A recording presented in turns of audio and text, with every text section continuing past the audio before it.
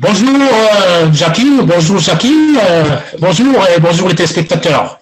Comment ça va? Alors, ça va très bien avec la grâce de Dieu, la santé ça va très bien, sauf le confinement qui essaie de nous étouffer en Afrique du Sud. C'est votre variant sud-africain là. Tu es en Afrique du Sud, hein? Ouais, pour l'instant, je me suis déporté au Lesotho parce que j'ai deux domiciles en Afrique du Sud et au Lesotho. Mais pour l'instant, comme les frontières étaient fermées, je me retrouve au Lesotho. Ah, tout le Lesotho. Ça va bien là-bas alors? Ah, c'est super. Un pays de paix, un pays très accueillant, un tout petit pays qui est dans l'Afrique du Sud, mais très accueillant, un pays de paix. Ah, je vois un peu le Lesotho. C'est un roi là-bas, non? Je crois bien. Ah, bien sûr, le Lesotho, c'est un royaume. Et voilà, c'est ça. Le Lesotho, c'est l'un des royaumes de l'Afrique. Bon, on ira voir ça bientôt. J'aime que vous ira voir ça dans quelques temps. Alors, Robert, tu es ancien footballeur camerounais. Tu as vu une émission de Bernard Touton dans lequel Bernard Touton était invité.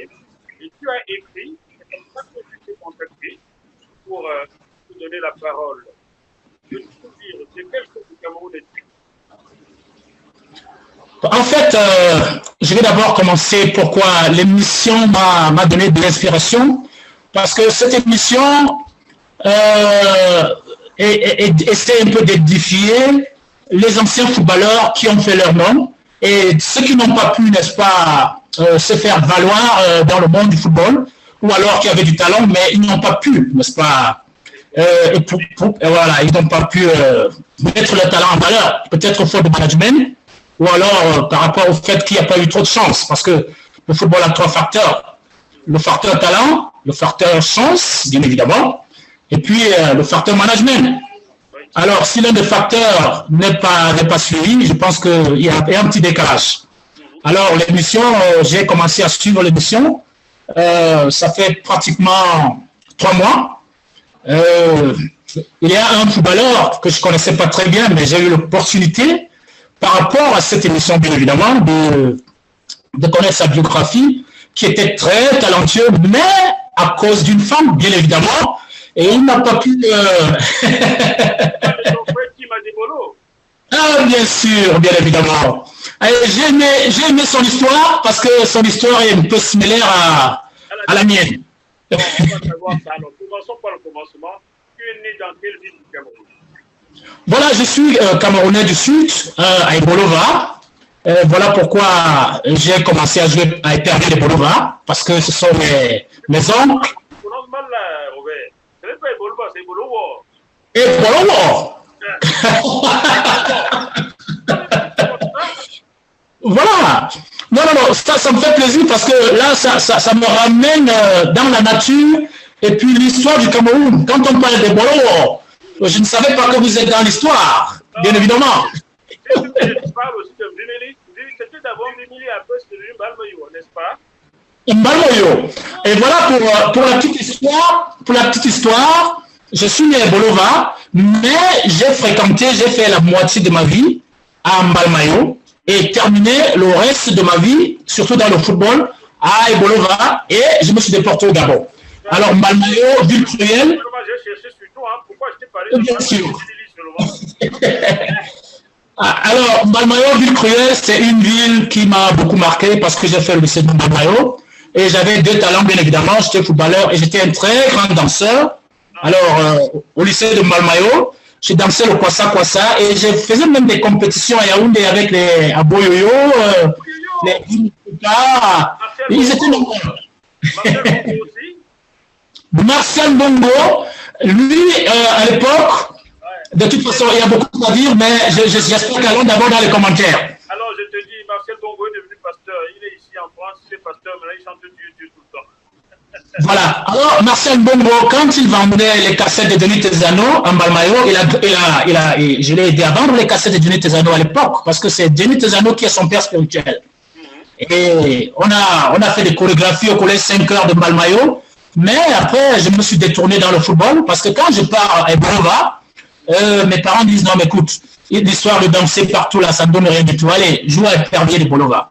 Et puis voilà, ma carrière commence à Épervier de Bolova. Je me déporte au Gabon. Bon, et puis maintenant. Tu n'arrives pas à pas. Tu vas trop vite là. Hein? Parce que finalement, ce que tu faisais faisais là, en plus danser Papa du Riz des Anneaux, ça tu fais ceci à tes parents. J'ai mal à la tête, oh yeah. J'ai mal aux genoux, oh yeah. Voilà. Je n'ai jamais essayé la magie. Alors là, Voilà, voilà. Ça, c'est notre père spirituel dans la musique, en fait. bon, ça c'est formidable. On salue Dieu des Anneaux. Je n'ai pas son contact. Merci, je le salue. Je ne sais pas s'il est encore vivant, bien évidemment. Bon, allez, salut-nous, Yemba Yemba. Alors, tu t'es retourné vers le football, tu as donc joué à Hyperdi des Boulova, qui était en deuxième division ou pas? En deuxième division, bien sûr. En deuxième division. Alors, tu as joué à Hyperdi de quelle année à quelle année? Bien évidemment, ça fait très longtemps et je ne suis pas trop, comment dirais-je, conservateur dans les dates. Mais si j'ai aujourd'hui 42 ans, à l'époque, j'avais 17 ans. Ah, d'accord, ça fait. Wow, pas d'un temps que moins de 20 ans ne peuvent même pas comprendre. Alors, au Hyperdi de Boulova. Et quels sont les coéquipiers qui ont joué avec toi et qui ont fini par jouer au sein des Lions à cette époque-là?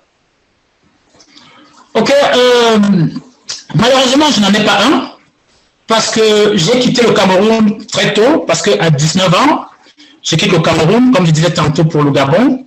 Mais alors, c'est au Gabon que j'ai eu à jouer avec des joueurs très talentueux comme Bampenda, le défunt, JP, bien évidemment, oui. Et Lydie, j'ai joué avec Bampenda. Et il est ici, hein, on va essayer de voir si on peut l'attraper au téléphone.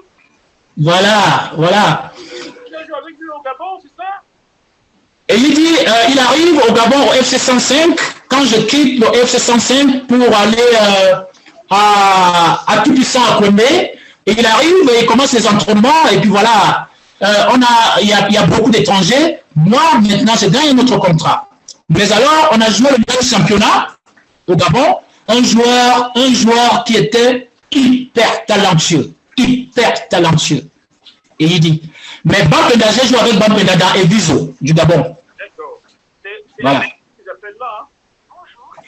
Ouais. Il va peut-être me rappeler, on va laisser sur le téléphone là. Il veut lui dire, oh, essuie-glace. Oui, il était vraiment, quand il joue au Canon de Yaoundé, c'était.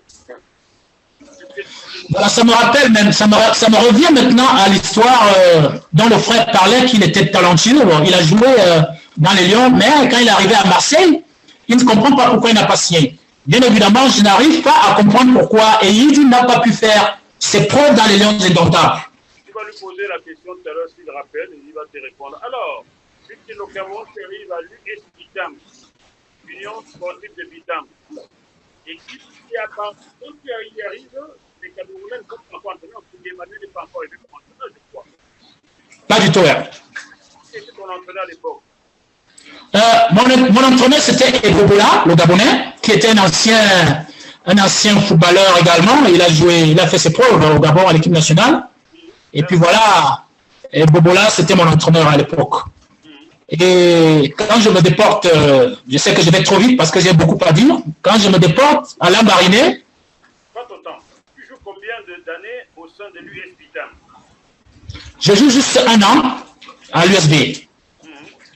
Et je suis sollicité ailleurs, oui. Je suis sollicité ailleurs. Et l'année où tu pars, c'est un Koundé Emmanuel qui arrive comme entraîneur, je crois bien.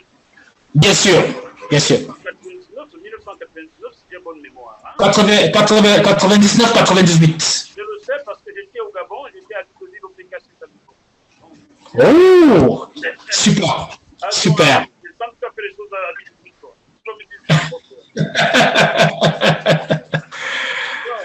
Koundé Emmanuel arrive quand toi tu t'en vas et tu vas à Eviso. Je vais à Eviso, à Lambaréné. À l'époque, Eviso était d'abord Saïgali. Et après Saïgali, c'est devenu Eviso. D'accord. Tu vas à Lambaréné. C'est la grande statue qui est au bord du fleuve à Lambaréné qui t'a attiré, ou bien c'est le grand plan de Lambaréné? Qu'est-ce qui t'a attiré à Lambaréné? Où c'est l'argent? Non, je pense que c'était le moment où j'étais en train d'atteindre, je dirais, atteindre mes rêves. Parce qu'à l'époque, à USB, je n'avais pas pu avoir ce que je voulais. Et à Lambaréné, quand j'arrive, le contrat que je signe, c'est un très bon contrat. Et l'année qui suivait, on va en Coupe d'Afrique des clubs champions. Et ça devient donc Eviso. Ah, l'argent qui t'a attiré là-bas, il faut le dire, hein? Mais bien sûr, il faut être honnête que oui. Robert Wadignan. Madignan, ah mais Mazona, Mazona. Il faut pas faire comme ça avec moi. Moi, il y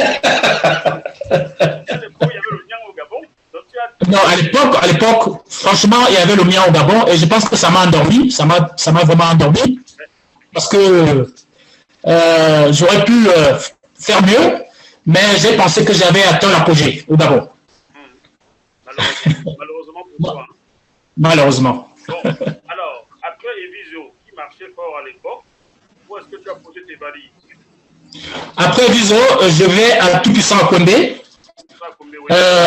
Tout-Puissant Condé. Après Tout-Puissant Condé, je vais à Wongo Sport. Wongo Sport, oui. Après Wongo Sport, je vais à Union Sportive Boyenne. Donc tu remontes dans le nord. Je remonte dans le nord parce que je vais me retrouver un tout petit peu vers Bolova. Je t'appelle quoi? Bien sûr. C'est la Dialobienne qui t'appelait. Ma Joana, c'est la Dialobienne qui m'appelait vraiment ma Katouana Mbiajam.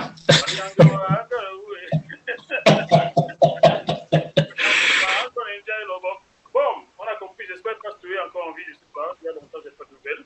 Donc, ouais. Tu vas donc jouer à OIM. À OIM? Et je tiens vraiment à rappeler aux téléspectateurs que c'est à OIM que j'ai fait vraiment des beaux jours. Avec le président Hubert Minan, là, j'atteignais déjà la maturité dans le football. Et à OIM, la première année, on est 4e du championnat où je sors l'un des meilleurs joueurs dans le Gabon. C'était vraiment mon apogée en ce moment au Gabon, à OIM. Et donc, est-ce que tu ne crois pas que cet exil très tôt, hein, c'est-à-dire prématuré, t'a peut-être privé de connaître les joies au sein des Lions Indomptables? Bien évidemment, c'est ce que je regrette dans mon parcours, parce que si j'aurais pu être patient, je pense que j'aurais pu un jour porter le maillot des Lions Indomptables. Mais dommage que je me déporte très tôt et je me dis de revenir au championnat camerounais, n'ayant bien sûr pas un manager. Et revenir au championnat camerounais où on vous donne à peine 50 000 francs la coupe du mois, là au Gabon, tu avais 16 fois la coupe du mois. Vraiment, c'était, mais je pense que c'était du miel empoisonné. Parce qu'à la fin, jusqu'aujourd'hui, c'est mon grand regret. C'est mon grand regret. Parce que si j'aurais, ouais, parce que mon grand regret, c'est de ne pas avoir porté le vert jaune. Bon, et là, je vais t'envoyer un maillot vert jaune pour toi. Je vous en prie. Je vous en prie. Je vous en prie. Alors, après dans OIM, la suite, c'est quoi? J'ai l'impression que tu passais une année par club et dès qu'il y avait l'argent ailleurs, tu repartais. OIM, tu vas où? Alors, à OIM, je rencontre un manager camerounais qui a amené des joueurs camerounais, évidemment, à OIM. Et il me dit, mais Robert, écoute, tu n'as pas ta place au Gabon, hein, il faudrait que je t'amène en Angola. Je dis, bon, d'accord, en Angola, mais on parle des dollars là-bas, c'est encore un peu plus mieux. Parce qu'il faut noter bien évidemment que, parce que vous avez parlé de la vérité. Je suis né dans une famille qui n'était pas nantie. Et ma rage, comme Rigobertson, parce que j'ai suivi son interview un jour, ma rage, comme Rigobertson, c'était d'essayer d'aider ma famille. Et donc, j'étais derrière le pognon parfois. J'étais derrière le pognon. Alors, quand le manager me convainc, il arrive que l'ancien entraîneur qui était avec moi au Gabon, et c'est lui qui était l'entraîneur maintenant en Angola dans Petro Sport de Cabinda. On l'appelait Kenzo, un coach congolais. Alors, ça tombe bien. Mais alors, mon passeport est en train de s'expirer. Il faut rentrer au Cameroun pour faire un nouveau passeport et prendre l'avion et partir. Malheureusement, j'arrive au Cameroun, il n'y a pas de carton dans toute l'étendue du territoire. À l'époque, il n'y a pas de carton. Bien sûr. Il n'y a pas de carton. Quand quelqu'un sort 1 500 000, on trouve le carton pour lui. Et même là, j'avais de l'argent, mais je n'avais pas le circuit, je n'avais pas le gombo, comme on le dit. Attends un peu. C'est pas le tu es boulot, tu n'as pas pu te faire un passeport au Cameroun? Bien évidemment, je pense que je suis arrivé en retard où tout était vraiment sec.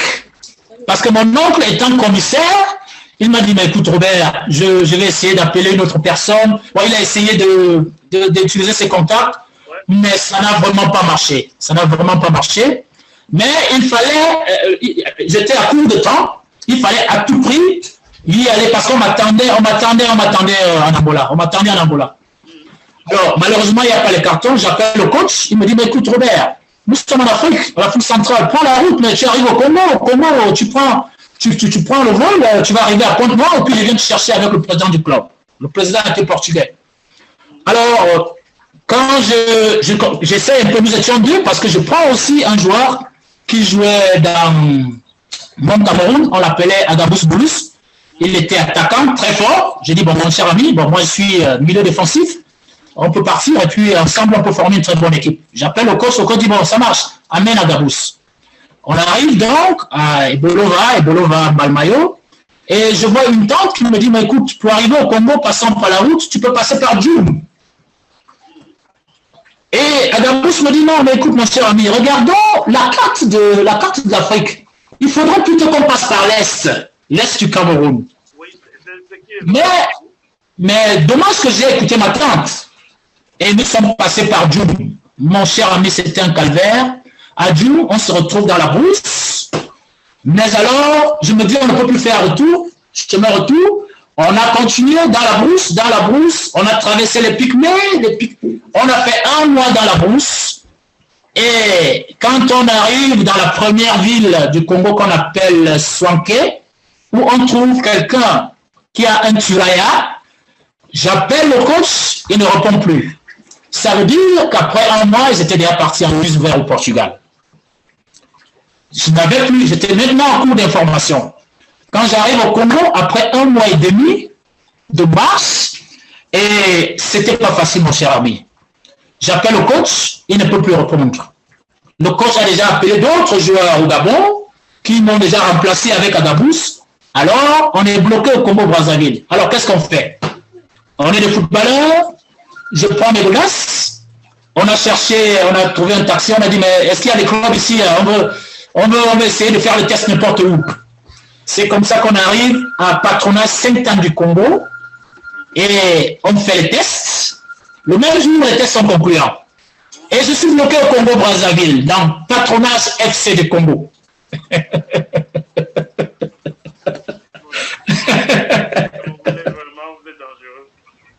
Alors, Patronage Saint-Anne du Congo, c'était une équipe du grand frère du président de la République qui s'appelle Maurice Nguesso.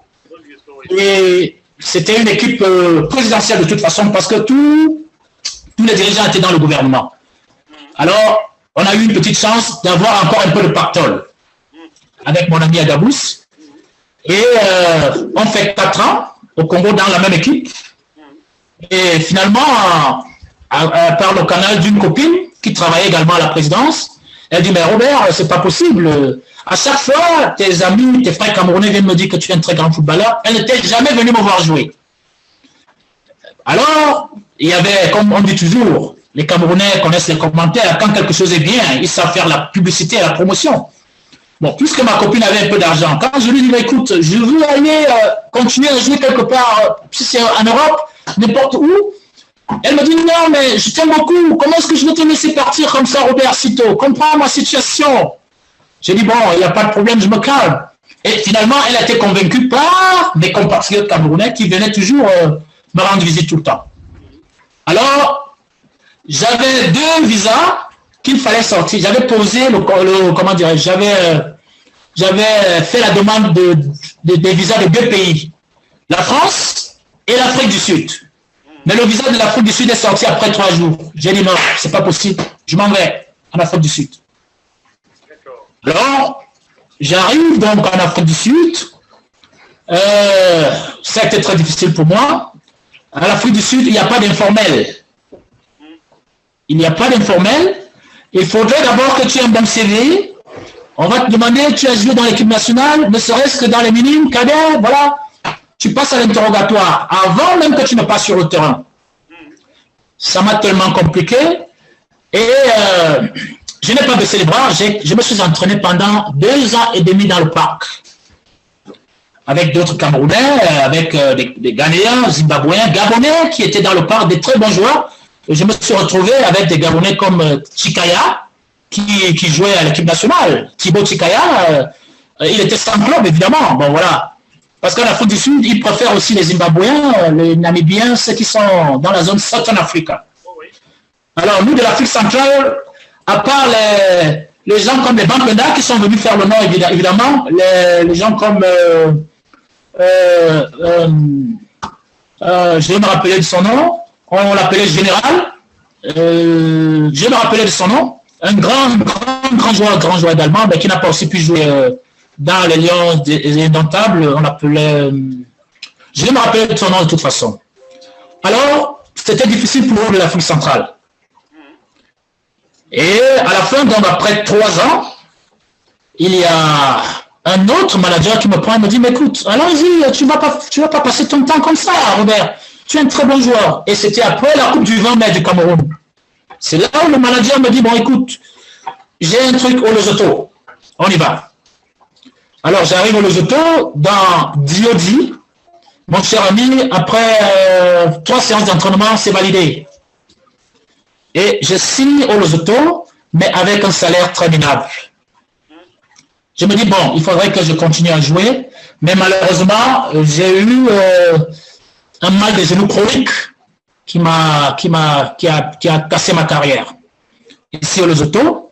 Et je suis reparti me soigner en Afrique du Sud. J'ai fait les tests à Cape Town FC. Le genou m'a toujours dérangé. C'est là où je deviens facilitateur, parce que je ne peux pas dire que je suis un agent, parce qu'encore, dire que tu es un agent, c'est que tu dois être en règle. Tu dois avoir les papiers qui prouvent que tu es un agent. Alors, je me suis dit, bon, écoute, il faut faire la reconversion, bien sûr. Ayant mon PROFLE, qu'on appelle, c'est un diplôme, on appelle professeur de français comme langue étrangère, parce que j'ai fait, heureusement, que j'ai eu mon bac A. Heureusement que j'ai eu mon bac A. Et j'ai appelé pour le PROFLE, professeur de français comme langue étrangère, que j'ai eu. Alors, je suis devenu professeur de français au Lesotho et facilitateur des footballeurs. Donc, comme au Lesotho, il y a de l'informel, je suis devenu comme un manager. Alors, ici, j'ai des joueurs gabonais, j'ai des joueurs ghanéens, j'ai des joueurs congolais de Kinshasa, j'ai des Camerounais qui jouent ici et que j'ai trouvé le club. Alors, je me suis dit, bon, pourquoi pas devenir manager?